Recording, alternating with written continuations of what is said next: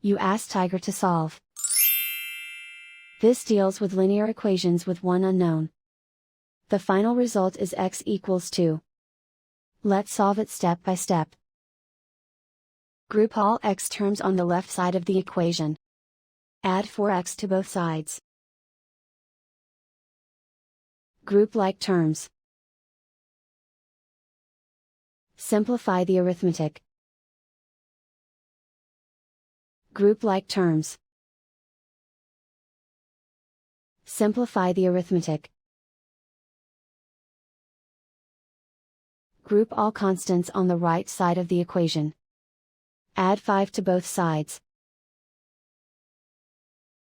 Simplify the arithmetic.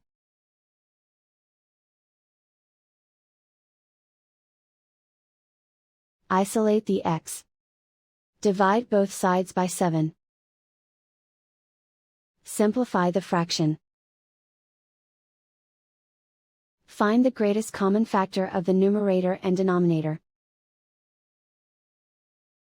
Factor out and cancel the greatest common factor.